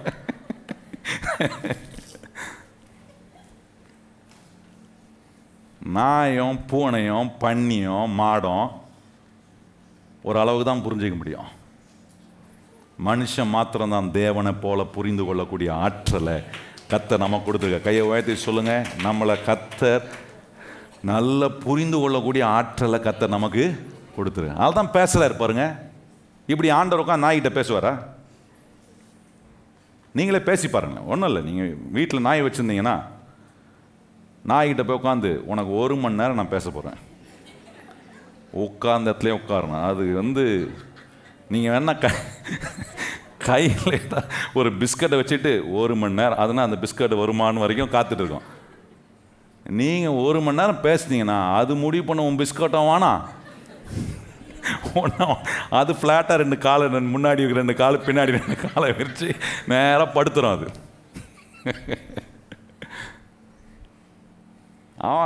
மிருகத்தால் புரிந்து கொள்ள, மனுஷனால் மாத்திரம்தான் புரிந்து கொள்ளக்கூடிய ஆற்றல். அதனால தான் சொல்கிறார், அதனால தான் புரிந்து கொள்கிற மனுஷங்கிட்ட கொண்டு வந்து இந்த வசனத்தினால் கர்த்தர் உண்டாக்குற தரிசனங்களை சொப்பனங்களை உங்களுக்குள்ள கொண்டு வந்து அதை காட்சிகளாக்கி அதை பார்க்க வச்சு சொல்கிறார், நீ பார்க்குறத வச்சு மாத்திரம் விசுவாசிக்கிற அளவில் நின்றாத, காண முடியாத நிறைய அற்புதமான திட்டங்களை உனக்கு முன்பாக நான் வச்சிருக்கிறேன். உன்னை நடத்துகிற கர்த்தர் சர்வ வல்லவராக இருக்கிறார். இன்னைக்கு இருக்கிற நெருக்கடியை வச்சு, இன்னைக்கு இருக்கிற அந்த ஒரு சின்ன அளவை வச்சு நீங்கள் இவ்வளோதான் நினச்சிடாதீங்க. இல்லை, அந்த இடத்துலேருந்து ஆண்டவர் உங்களை பெரிய நிலைக்கு கொண்டு வருவது, உங்கள் எல்லைகளை விரிவாக்க தேவனிடத்தில் நிறைய திட்டங்கள் இருக்குங்க. அதனால தான் இந்த தரிசனத்தையும் இந்த வார்த்தையின் மூலமாக உங்களுக்கு சொப்பனத்தை ஆண்டவர் உங்களுக்குள்ள உண்டாக்குறாரு. என்ன ஏன் இப்படி வார வாரம் பிரசங்கம் பண்ண வைக்கிறாரு? நீங்கள் நிறைய காரியத்தில் ஃபிக்ஸ் ஆகிட்டு வரீங்க. ஆனால் இங்கே தேவன் என்னை பயன்படுத்தி என்ன பண்ணுறாருன்னா, இந்த வசனத்தை எடுத்து பேச பேச நீங்கள் ஏற்கனவே ஃபிக்ஸ் ஆகி வந்ததெல்லாம் உடையுது. இல்லை இல்லை இல்லை, கர்த்தர் இப்படி சொல்லியிருக்கிறாரே, இல்லை இல்லை மாற்றம் வராதுன்னு நான் நினைக்கிறேன், இல்லை கர்த்தர் மாற்றம் கொண்டு வருவார். சுகம் வராதுன்னு நினைக்கிறேன், இல்லை கர்த்தர் சுகம் கொடுப்பார். ஜெயம் வராதுன்னு நினைக்கிறேன், இல்லை கர்த்தர் ஜெயம் கொடுப்பார். சமாதானம் வரா, இல்லை சமாதானம் கொடுப்பார். சந்தோஷம் இருக்கா, சந்தோஷத்தை கொடுப்பார். நம்பிக்கையை கொடுப்பார். வருது பாருங்க, அன்ஃபிக்ஸ் பண்றாரு. எதனால? இந்த வசனம் தெர்மோஸ்டாட் மாதிரி வேலை செய்யுது. அப்படி வேலை செய்யும் போது அற்புதமான ஜீவிய மாற்றங்கள் நமக்குள்ள உண்டாகும். இந்த மாதிரி மாற்றத்தை உண்டாக்கக்கூடிய விதத்தில் வசனம் உங்களுக்குள்ள வேலை செஞ்சா கர்த்தருடைய வழியில் நடப்பீங்க. கர்த்தருடைய எண்ணங்கள் உங்களுடைய எண்ணங்களாய் மாறும். டாக்டர் பால் யாங்கிச்சோ அவருடைய சாட்சியில் நான் இன்னொன்று வாசித்தேன், ரொம்ப அற்புதமாக இருந்துச்சு. அவர் சொல்கிறாரு, ஆரம்ப நாட்கள் ஊழியத்தில் சாப்பிட்றதுக்கே வழி இல்லாமல் இருந்ததுனால சாப்பாடு இல்லாத நாள்லாம் எனக்கு ஃபாஸ்டிங் தான்றார். எத்தனையோ நாட்கள் நான் ஃபாஸ்டிங் இருப்பேன். ஒரு நாள் ஒரு குறிப்பிட்ட வாரங்கள் 3-4 வாரம் சொல்கிறார். நான் சொல்கிறேன் கிட்டத்தட்ட மோர் தென் 3 வீக்ஸ்ன்றார். சாப்பாடே இல்லை, சாப்பிட்றதுக்கு வழியே இல்லாமல் நான் என்னுடைய கிராமத்தை விட்டு புறப்பட்டு போய் பக்கத்தூர் கிராமத்தில் இருக்க ஒரு மிஷினரி அங்கே இருக்கிறாருன்னு கேள்விப்பட்டேன். அந்த மிஷினரியை போய் பார்த்து சாப்பிட்றதுக்கு எனக்கு ஏதாவது கொடுங்க, ஏன் நானும் ஒரு ஊழியக்காரன் தான், நானும் ஊழியம் செய்கிறேன், சாப்பிடலை, இத்தனை வாரமாக சாப்பிடல, எனக்கு பசிக்குது, எனக்கு ஏதாவது ஆகாரம் தான் கொடுங்கன்னு போய் கேட்டாராம். அந்த மிஷினரி மனம் இறங்கி அவருக்கு ஆகாரத்தெல்லாம் ஆயத்தம் பண்ணி, வாங்க வாங்க சாப்பிடுங்க, வாங்க என் வீட்டில் நிறைய சாப்பாடு இருக்குது, வாங்க நான் உங்களுக்கு தரேன்னு சொல்லி கூப்பிட்டு போய் அவர் மேஜையில் உட்கார வச்சு, டைனிங் டேபிளில் உட்கார வச்சு அவருக்கு ஆயத்தம் பண்ணி எல்லாம் கொண்டு வந்து வச்சுட்டு, ஃபோனு, ஸ்போர்க்கு, நைஃபு எல்லாத்தையும் கொண்டு வந்து வச்சாராம். 3 வாரம் சாப்பிடாதவருக்கு முன்னாடி சாப்பாடை வச்சா எப்படி இருக்கும்? அப்படியே வாயெல்லாம் ஊறுது, நாக்கெல்லாம் ஜொல்லு விட்டுருப்பாருன்னு நினைக்கிறேன். இப்போ மதியானம் சாப்பாடுக்கே உங்களுக்கு வாயெல்லாம் ஊறுது, ஜொல்லு விடுது. அவர் 3 வாரம் சாப்பிடாது எப்படி இருந்தாலும் கொஞ்சம் யோசிச்சு பாருங்க.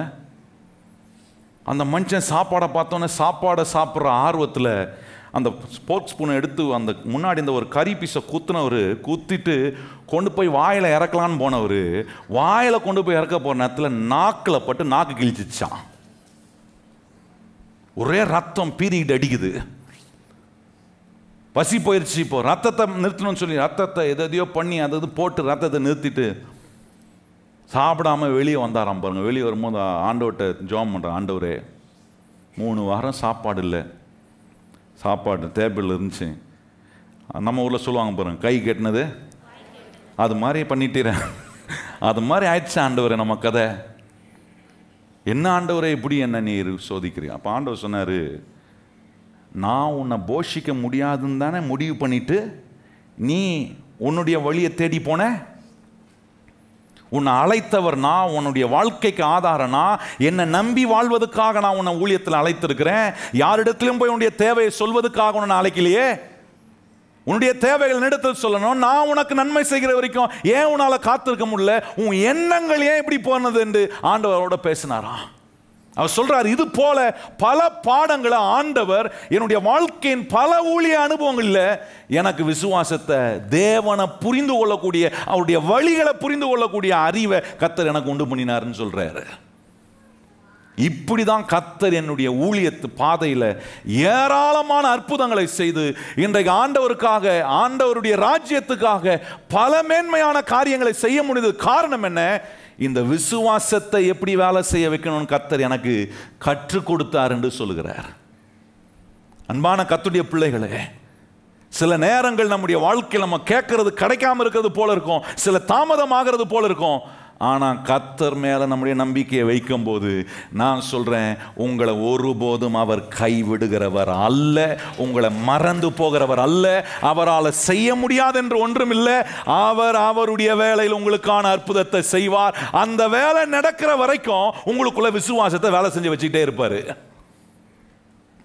தாமதமாக தாமதமாக உங்க விசுவாசம் வலிமையா வேலை செய்யணும். நீங்க அவசரப்பட்டு வேற ஆல்டர்னேட்டிவ் போக கூடாது. சிலர்லாம் பாருங்க, ரொம்ப பரிதாபமா என்ன அவங்கள பேச ஆரம்பிச்சிடுவாங்க. ரொம்ப பஞ்சமா அப்படி ரொம்ப பரிதாபமா பேசுவாங்க. சிலர் பார்த்துருக்கீங்களா? நான் ஒரு ஏழை இந்தியங்க அப்படின்வாங்க. நான் ஒரு பரிதாபமான ஆளுங்க. ஆண்டவர் சொல்ல, அப்படிலாம் சொல்றதை நிறுத்து. நீ பரிதாபமான ஆளு கிடையாது. உனக்குள்ள இருக்கிற கர்த்தர் பெரியவராய் இருக்கிறார். உன்னை ரட்சித்தவர் யார்? உன்னுடைய வாழ்க்கைக்கு ஆதாரமா இருக்க, அதை நீங்க உணர்ந்தீங்கன்னா நான் சொல்றேன், எந்த மனுஷன் போய் நிற்க மாட்டீங்க. யார்கிட்ட போய் நிற்பீங்க? ஒவ்வொரு நாளும் உங்க விசுவாசத்தை வேலை செய்ய வைக்கிற கர்த்தருக்கு முன்பாக, உங்கள் வாழ்க்கைக்கு ஆதாரமா இருக்கிற கர்த்தருக்கு முன்பாக போய் நிற்பீங்க. உங்க எண்ணங்கள் அப்படி உருவாயிருக்கா? உங்கள் எண்ணங்களுக்குள்ள ஆண்டவர் இப்படி தான் விசுவாசத்தை நமக்குள்ள செயல்படுத்துகிறார்ன்றதை விளங்கிக்கொள்ள முடிகிறதா? அதற்காக தான் ஆண்டவர் நம்மளை அவரை போல உண்டாக்கி, அவரை போல யோசிக்க வச்சு, அவரை போல தீர்மானிக்க வச்சு, அவரை போல காரியங்களை அறிய வச்சு புரிய வைக்கிறார்.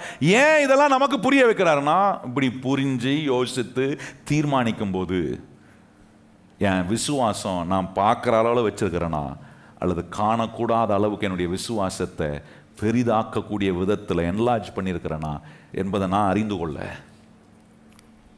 மூன்றாவது ரொம்ப முக்கியமான காரியம் பாருங்க, ஆண்டவர் சொல்றாரு, தேவன் இந்த வசனத்தின் மூலமாக கொடுக்குற தரிசனங்கள், சொப்பனங்கள் எல்லாம் நிறைவேற்றுவதற்கு ஆண்டவர் ரொம்ப அற்புதமாக சொல்ற மூன்றாவது காரியம், இன்னொரு காரியத்தை நான் அறிஞ்சிருக்கணும். அது என்னன்னா, தேவன் உங்க வாழ்க்கையில் உங்களுக்கென்று வைத்திருக்கிற நோக்கங்களையும், உங்க வாழ்க்கைக்கென்று தேவன் வைத்திருக்கிற அசைன்மெண்ட், வேலையை நீங்க அறிந்திருக்கணும்.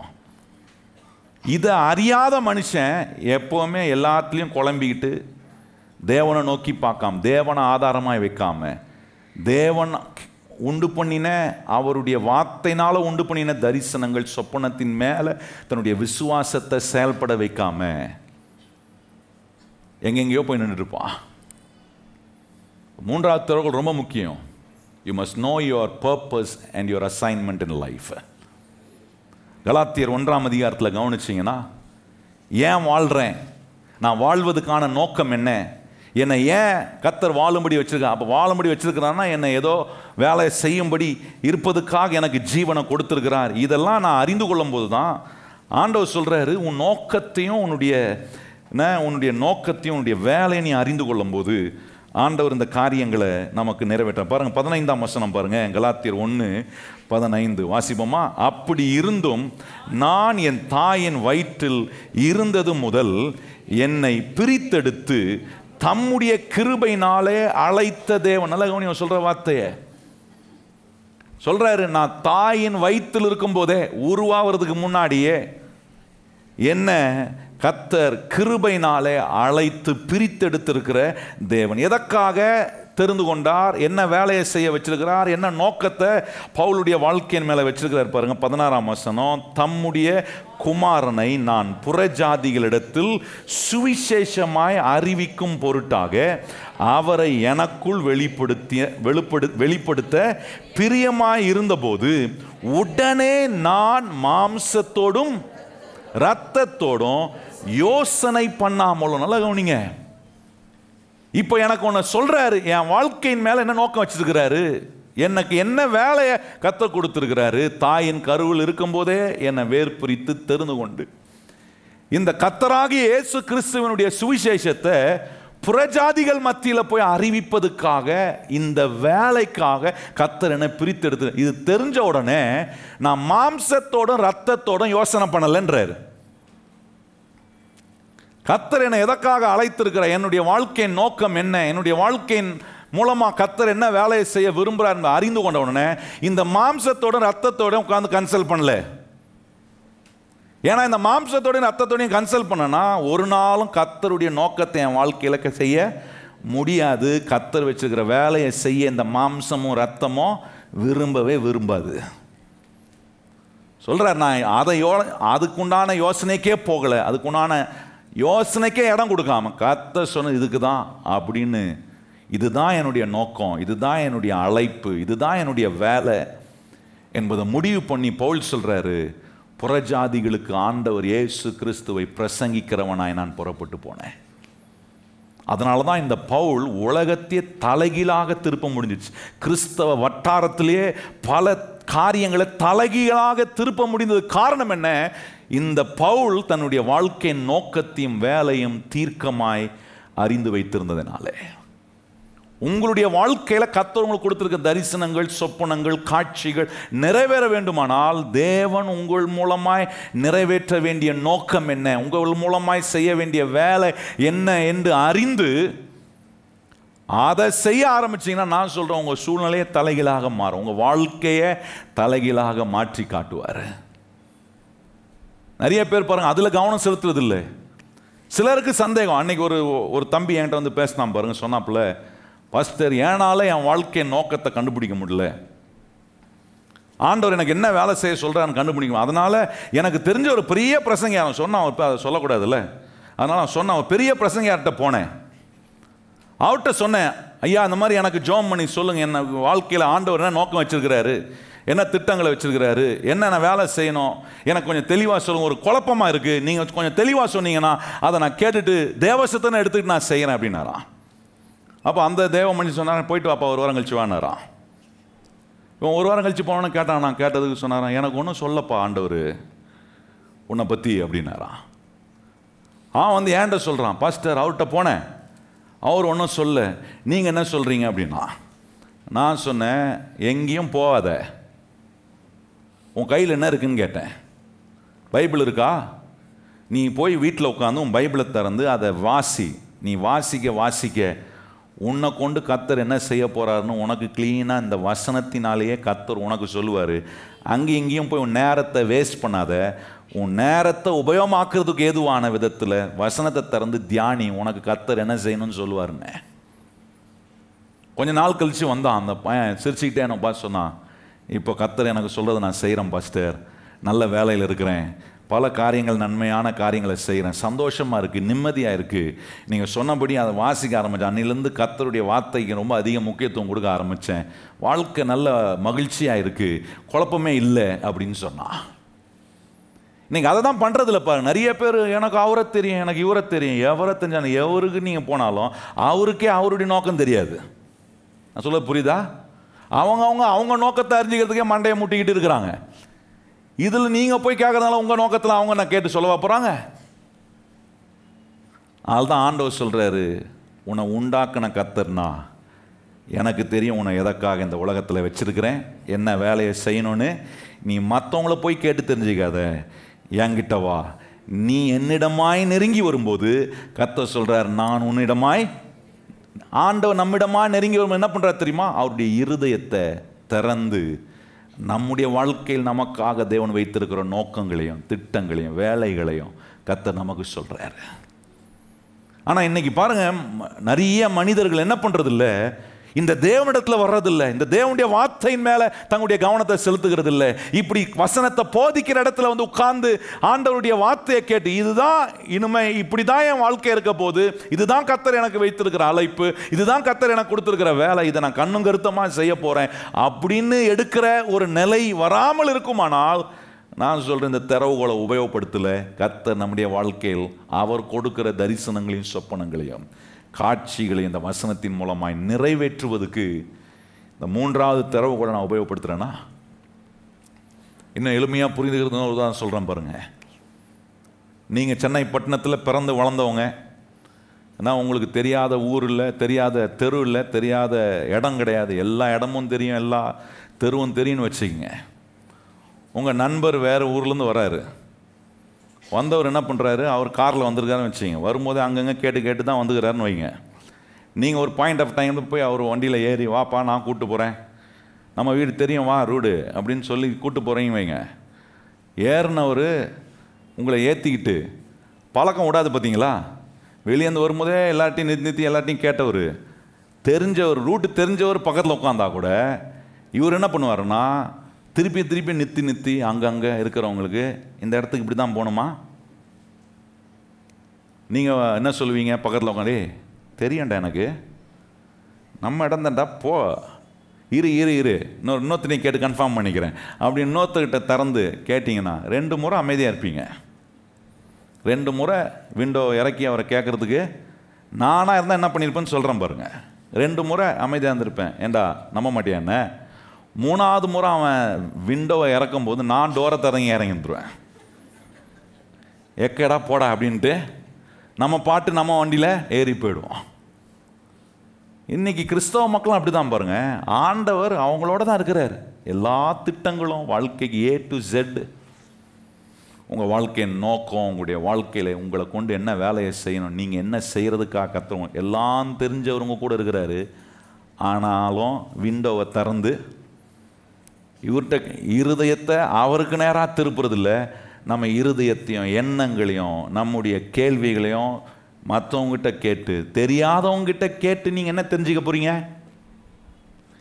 எல்லாம் தெரிந்த கர்த்தரிடத்தில் கேட்கும்போது எனக்கு சரியான பதிலை கர்த்தர் கொடுக்கிறார். எத்தனை பேர் கையை உயர்த்தி ஆமேன்னு சொல்லுகிறீங்க? எல்லாம் தெரிந்தவர் அவர்.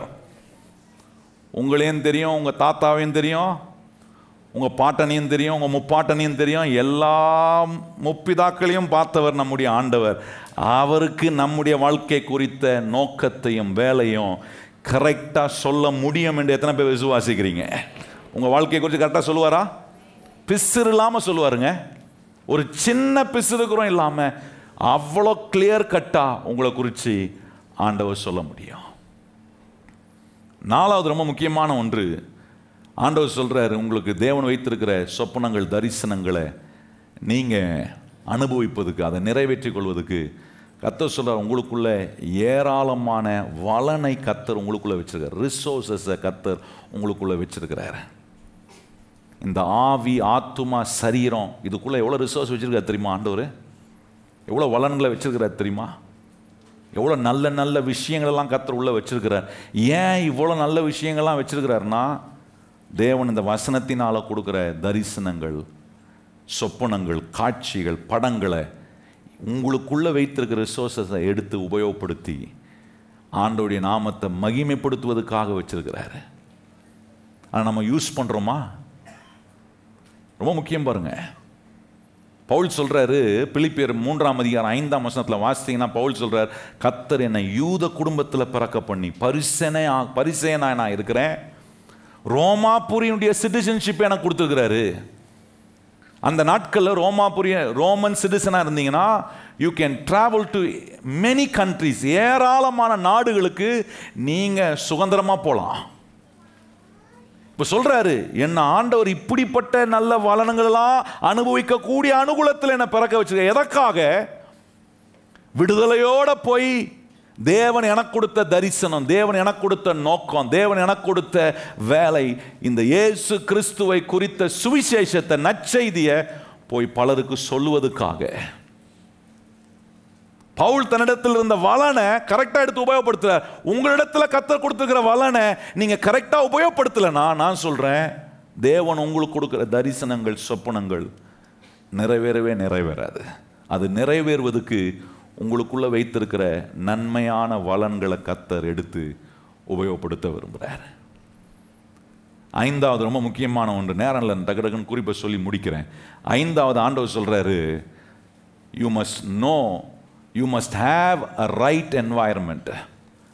உங்களுடைய வாழ்க்கையில் கர்த்தர் சொன்னதெல்லாம் நிறைவேறணும்னா, தரிசனங்கள் சொப்பனங்கள் நிறைவேறணும்னா, உங்களுக்கு கர்த்தர் உண்டு பண்ணுற நல்ல அந்த சுற்றுச்சூழல் ரொம்ப முக்கியமானது, ரொம்ப இம்பார்ட்டன்ட். பாருங்கள், ஒரு வசனத்தை வாசித்து நம்ம முடிப்போம்.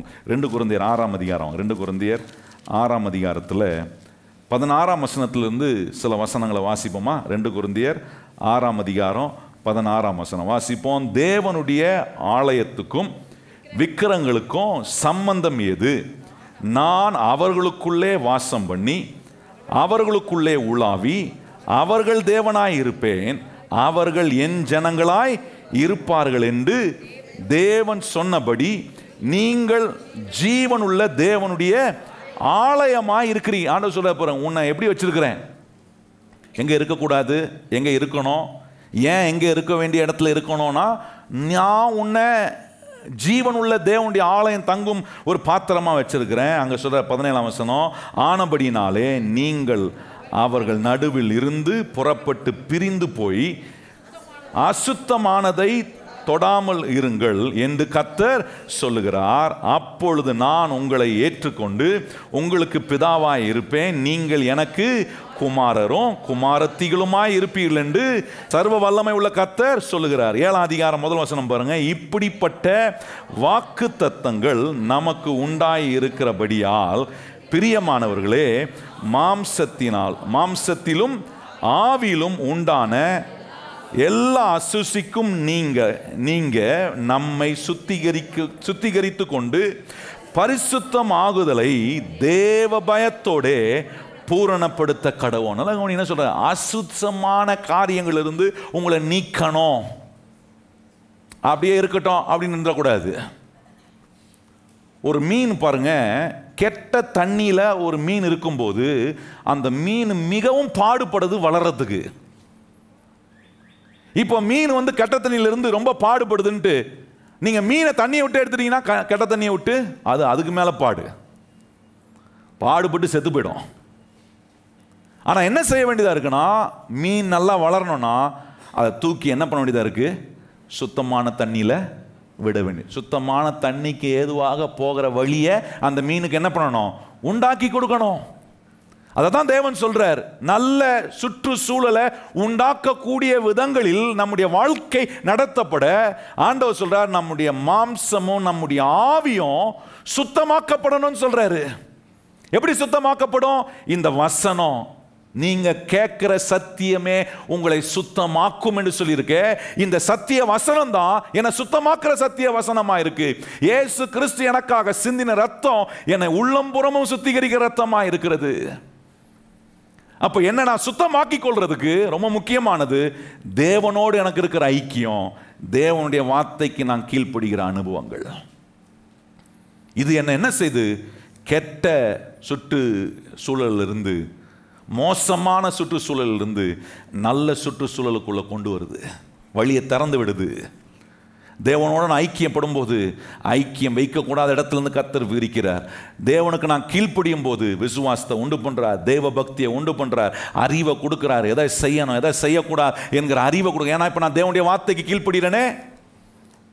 இது என்ன செய்து, ஆண்டவர் எங்கெங்கெல்லாம் நான் இருக்கக்கூடாது அங்கங்கெல்லாம் விளக்கி என்னை சுத்தம் பண்ணி கொண்டு வந்து நல்ல சுற்றுச்சூழலில் விடும்போது இப்போ ஒன்று நடக்குது. கர்த்தர் சொன்னதெல்லாம் எனக்கு நிறைவேற இடத்துல கர்த்தர் வச்சிருக்கிறார். அது ஆசீர்வாதம். இப்படிப்பட்ட ஆசீர்வாதமான நிலையில் தேவன் நமக்கு கொடுத்திருக்கிற இந்த திறவுகோள்களை உபயோகப்படுத்தி தேவனுடைய வார்த்தையினால் நமக்கு உண்டாகிற தரிசனங்களையும் சொப்பனங்களையும் நிறைவேற்றுமா? இதுதான் ஆண்டவர் இன்னைக்கு நமக்கு காட்டுகிற ஒரு அற்புதமான வழி. தேவன் கொடுத்திருக்கிற தரிசனங்கள், சொப்பனங்கள், காட்சிகள், நீங்கள் வாசிக்கிற வார்த்தையெல்லாம் உங்களுக்கு ஒரு படமாக வருது. அது எப்படி நிறைவேறும்? ஆண்டவர் சொல்ல இந்தந்த திறவுகோள்களை, ஆண்டவர் என்னை காட்ட இந்த 5 திறவுகோள்களை நீங்கள் உபயோகப்படுத்தும் போது ஆண்டவர் சொல்ற, நீ உன் வழியை வாய்க்க பண்ணுவாய், நீ புத்திமானாய் இருப்பாய், நீ ஒரு வெற்றி உள்ள மனுஷனாய், செழிப்படைகிற ஒரு மனுஷனாய் நம்முடைய வாழ்க்கையை கர்த்தர் அலங்கரிக்க அவர் உண்மை உள்ள தேவனாய் இருக்கிறார். எத்தனை பேர் அதை இந்த திறவுகோலெல்லாம் நான் உபயோகப்படுத்துகிறேன் ஆண்டவரே, உபயோகப்படுத்தி எனக்கு நீர் வைத்திருக்கிற வெற்றியையும் ஆண்டவரே செழிப்பையும் நல்ல மாற்றங்களை நான் அனுபவித்து உமக்கு சாட்சியாய் மகிமையாய் வாழ என்னை நான் ஒப்பு கொடுக்குறேன்றவங்க கர்த்தருடைய சமூகத்தில் நம்ம எல்லாரும் எழுந்து நிற்போம். ஆண்டவருடைய பாதத்தில் கர்த்தர் நமக்கு பேசின இந்த சத்தியத்துக்கு நாம் ஒப்பு கொடுப்போம். எங்கள் நல்ல ஆண்டவரே, இந்த அருமையான ஆண்டவரே மதியான நேரத்தில் எங்களோட நீர் பேசின இந்த சத்திய வசனங்கள் எங்களை உருவாக்குகிறதுக்காக ஸ்தோத்திரம். கேட்ட ஒவ்வொரு ஆண்டவரே இருதயத்துக்குள்ளேயும் இந்த சத்தியங்கள் ஆழமாய் பதியப்படட்டும்.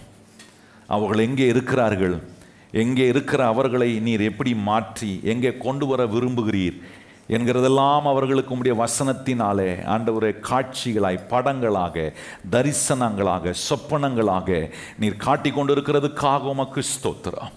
அற்புதமான நல் விளைவுகளை உம்முடைய பிள்ளைகள் தங்களுடைய வாழ்க்கையிலும், தனிப்பட்ட வாழ்க்கையிலும், குடும்பத்திலும், எதிர்காலத்திலும் அவர்கள் கை வைக்கும் எல்லாவற்றிலும் ஆண்டவர் உண்டாக்குகிற பரிபூரணமான வெற்றியை, நல் வெற்றியை உம்முடைய பிள்ளைகளாகிய நாங்கள் தொடர்ந்து ஆண்டவரை வாழ்க்கையில் அனுபவித்து உம்முடைய நாமத்துக்கு மகிமையாய் நாங்கள் வாழ கர்த்தர் நீர் எங்களுக்கு கிருபை செய்யும். கேட்ட ஒவ்வொரு பிள்ளையுடைய வாழ்க்கையிலும் கர்த்தர் நீர் உண்டு பண்ணுகிற இந்த அற்புதமான மாற்றங்களுக்காக உமக்கு ஸ்தோத்திரம், ஸ்தோத்திரம், ஸ்தோத்திரம், ஸ்தோத்திரம். ஆண்டவரே, நாங்கள் தோல்வியிலேயே இருக்க போகிறதில்லை, நாங்கள் வெக்கப்பட்டு கொண்டே இருக்க போகிறதில்லை.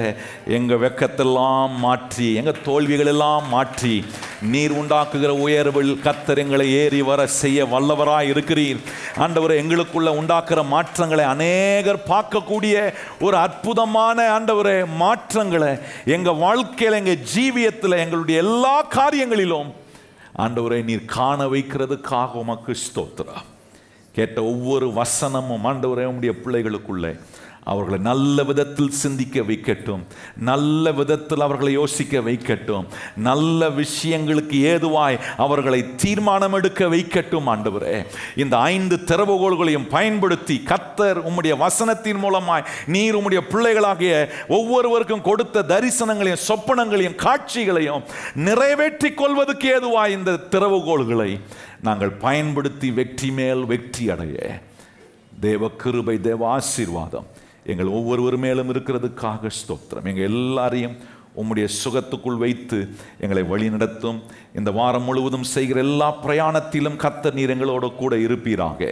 போக்கிலும் மரத்திலும் கர்த்தருடைய தெய்வீக பாதுகாப்பு, ஆசீர்வாதம் எங்கள் எல்லாருக்கும் உண்டாகட்டும். தொடர்ந்து நீர் வழி நடத்தும். நன்மையும் கிருபையும் எங்களை தொடரட்டும். ஆண்டவர், உம்முடைய பிள்ளைகள் படைக்க இருக்கிற காணிக்கை, தசம பாகம் எல்லாவற்றையும் நீர் ஏற்றுக்கொள்ளும்.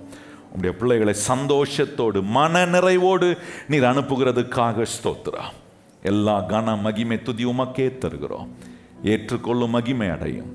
இயேசு கிறிஸ்துவின் அன்புள்ள நாமத்தில் வேண்டி ஜெபம் செய்கிறோம் எங்கள் பரிசுத்தமுள்ள நல்ல பிதாவே, ஆமென். இப்பொழுது நம்முடைய கர்த்தராகிய இயேசு கிறிஸ்துவினுடைய கிருபையும், பிதாவாகிய தேவனுடைய அன்பும், பரிசுத்த ஆவியானவருடைய அந்யோன்ய ஐக்கியமும் இன்றும் என்றும் சதா காலங்களும் நம் அனைவருடன் நிலைத்திருப்பதாக.